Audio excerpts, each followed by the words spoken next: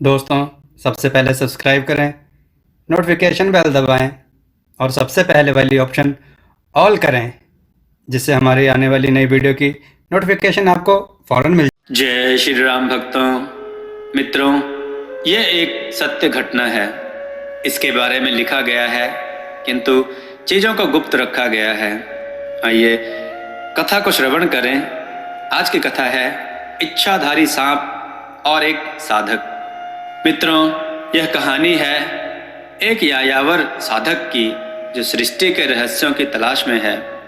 एक बार यह साधक यहाँ तहाँ भटक एक ऐसे स्थान पर पहुंच गया जिसके बारे में लोगों ने कहा था कि यहाँ एक इच्छाधारी नाग रहता है। उस साधक ने अपना अनुभव कई जगह पर लिखा है, उसे ही संक्षिप्त रूप में प्रस्तुत कर रहे हैं। मित्रों, गौर से सुनकर लाइक जरूर करें और चैनल को सब्सक्राइब करना ना भूलें। साधक के पूर्व जन्मों के पुण्य थे, जिसके फलस्वरूप इच्छाधारी नाग ने उसे दर्शन दिए। चलिए दोस्तों, रोमांच की एक नई दुनिया में चलते हैं। उस साधक को एक स्थान पर रात्रि में बड़ी तेज अलौकिक रोशनी दिखाई पड़ती थी। वह उस रोशनी को देखता तो चौंक जाता। रात में ऐसा दूधिया प्रकाश और खुशबू का झोंका। उसने वहां रहने वालों से पूछा तो सबने कहा, पुरखों से सुना था वहां कोई इच्छाधारी नाग रहता है, हम इस डर से उधर जाते ही नहीं। इच्छाधारी नाग है यहाँ पर। यह बात उस साधक की उत्सुकता की सारी सीमाएं तोड़ने के लिए काफी थी।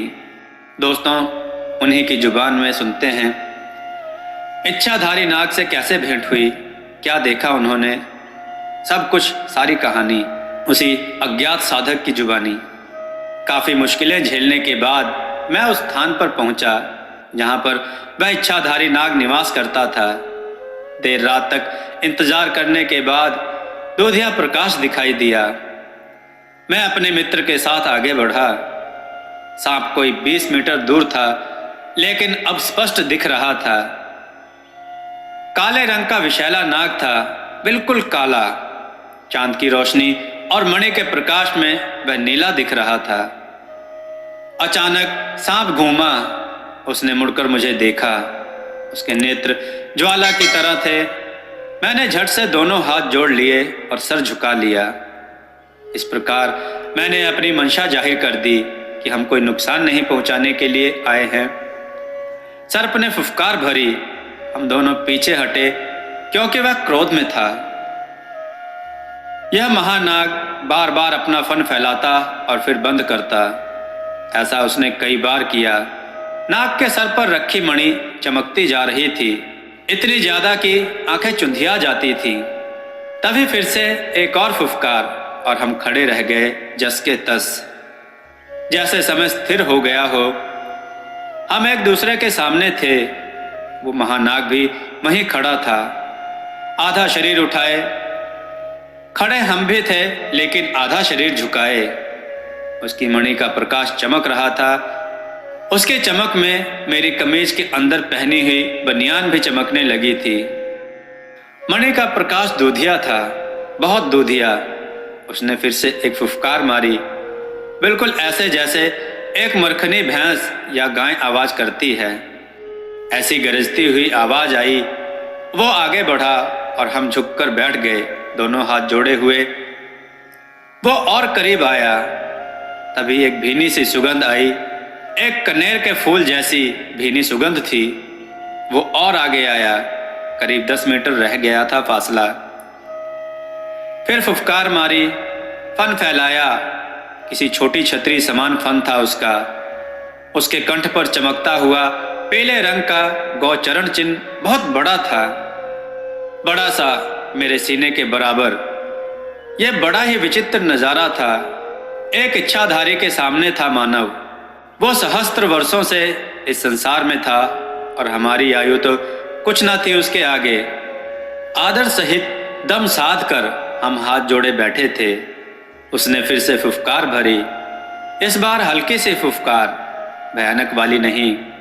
वह समझ गया कि हम उसको नुकसान नहीं पहुंचा रहे, ना ही उसकी मणि ही लेने आए हैं। वो और आगे आया, करीब 5 मीटर तक। फन बंद कर लिया। लेकिन उसका सर बहुत बड़ा था, आदमी के सर से भी बड़ा। उसकी दाढ़ी नहीं थी, युवा था वो। उसकी आंखें ऐसी जैसे अंगार। उसने जीभ लपलपाई, माहौल का जायजा लिया और फिर ऊंचा उठा, ऐसे लहराया जैसे कोई सपेरा किसी सांप को बीन से लहराता है। उसका शरीर बहुत मोटा था, हाथी के पांव से भी मोटा। अजगर जैसा एकदम काला। वो और आगे आया, करीब 3 मीटर लहरा कर, और अब हम लेट गए नीचे। दोनों हाथ आगे किए, सर झुकाए, और वो आगे आया और एकदम हमारे करीब। मणि के प्रकाश से आंखें मिचमिचा गईं, चमक के मारे आंखें बंद ही हो गई थी।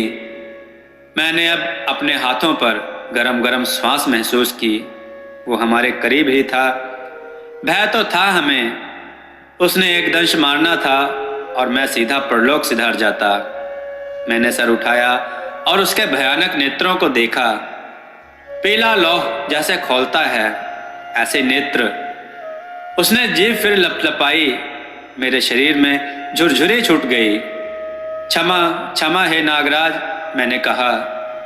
उसने मुझे देखा और जीभ लपलपाई।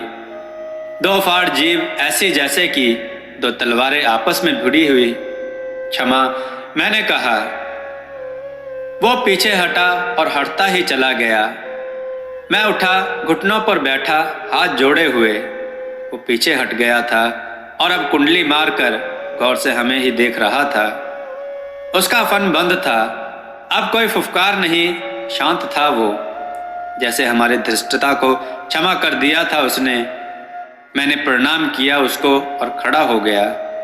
वो पीछे हटा, कुंडली खोली, पीछे घूमा और चल पड़ा पीछे। हमारे देखते ही देखते प्रकाश झलकाता हुआ झाड़ियों से होकर जंगल में चला गया। हम भौचक्के से उसको देखते रहे और वह ओझल हो गया, किंतु अलौकिक नजारा था। उसकी गर्म श्वास अभी तक जैसे मेरे हाथों पर जीवंत थी और वो भीनी भीनी अलौकिक सुगंध अभी तक नथुनों में बसी थी। मैं लौट आया, लेकिन मन उसी इच्छाधारी में था, उस सहस्त्र वर्षों के तपस्वी में, तपस्याधारी में रमा हुआ था मन। अगले दिन रात करीब 11 बजे मैं फिर से उसी स्थान पर पहुंचा। फिर से प्रकाश सा चमका। अब ये 2 रंग का था, एक सफेद दूधिया और एक संतरी। आज 2 मणियां थी उसके पास। हम उसकी ओर बढ़े। वह बैठा था फन फैलाए, कुंडली मारे।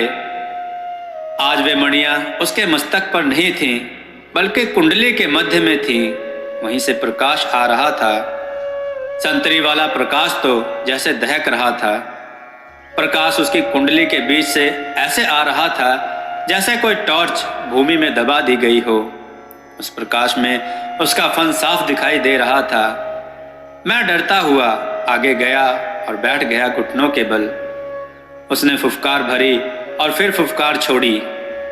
भयानक आवाज हुई, कोई हाथी भी हो तो भाग जाए पीछे। फिर कुछ देर ऐसे ही रहा मैं, ना वो हिला और ना हम। फिर मैं आगे बढ़ा, सांप ऐसे ही बैठा रहा।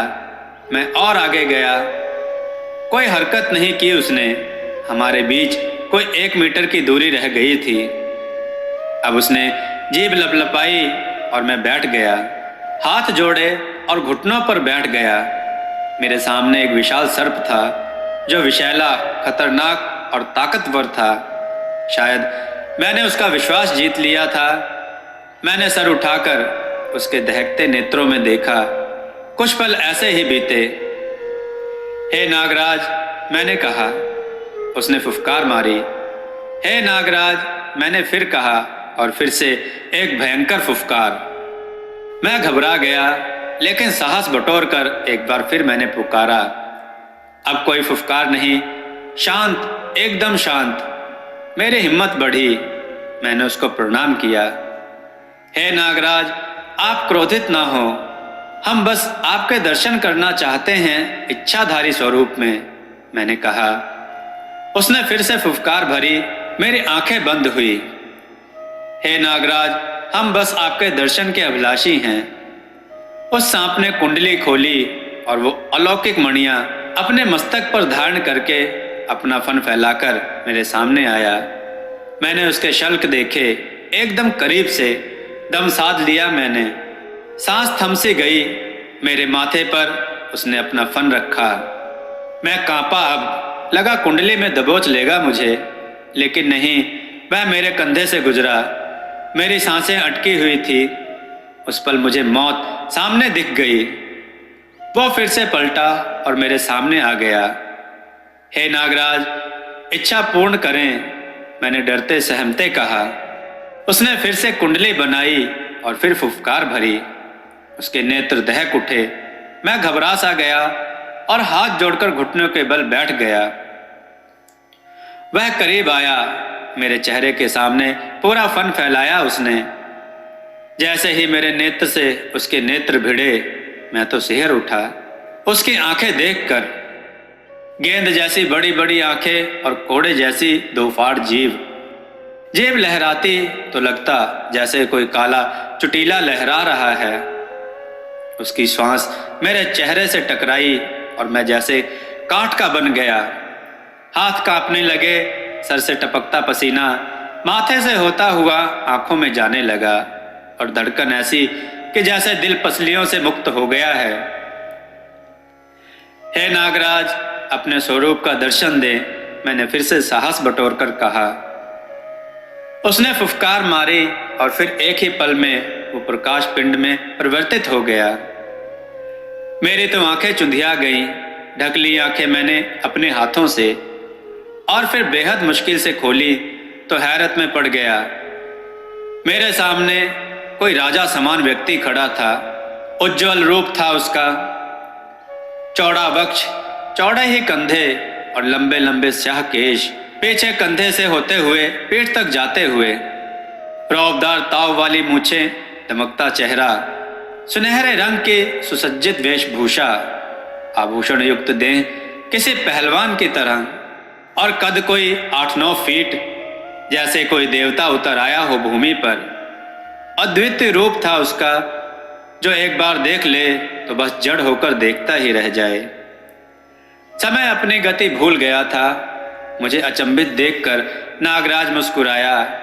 उसकी मुस्कुराहट भी कैसी दिव्य और कैसी आनंददायी थी, जैसे अभय प्रदान कर रही हो। और फिर एक दिव्य स्वर गूंजा, जैसे वीणा बजी हो। जल तरंग बज उठे हों आकाश में। कण कण में एक अलौकिक सुगंध फैल गई। देवत्व भरा था उस सुगंध में। मैं कंदर्प मणि हूं, वो बोला। एक विलक्षण सा मत था उस स्वर में। शरीर में झुनझुनाहट सी हो गई। बिना कुछ कहे मैंने हाथ जोड़ लिए। ये मेरा हिरण्यक प्रदेश है। मैं सहस्त्र वर्षों से यही हूं। यहाँ मेरा शासन है, उसने कहा। संभवतः हमारे कुछ पुण्य संचित थे, जो इस नागराज का अलौकिक रूप देखने को मिला। मैं धन्य हो गया था। वाणी मूक थी, आंखों से आंसू बह रहे थे। बस हाथ जोड़ लिए और तभी फिर से वही प्रकाश, आंखें चुंधिया गईं। अपने हाथ आगे करके आंखें ढक ली। जब खोली तो सामने वही नागराज थे, लेकिन अपने ही सर्प रूप में। मैंने फिर से सर झुकाकर प्रणाम किया। कुछ पल ऐसे ही बैठे रहे, उनका आशीर्वाद ग्रहण करते रहे। फिर एक फुफकार मारकर अपना फन उठाया और फिर पीछे हटकर चल दिए। दूर तक मणि का प्रकाश दिखता रहा। चलता रहा वह प्रकाश सरफराज के आगे और फिर धूमिल होता गया, और जैसे कि शून्य में लोप होकर ओझल हो गया हो। मित्रों, देववाणी चैनल को सब्सक्राइब करके रखें। ऐसी अद्भुत कथाओं को हम आपके सामने पेश करते रहेंगे। चैनल को सब्सक्राइब करना ना भूलें, कथाओं को लाइक करना ना भूलें और शेयर जरूर करें। जय श्री राम भक्तों।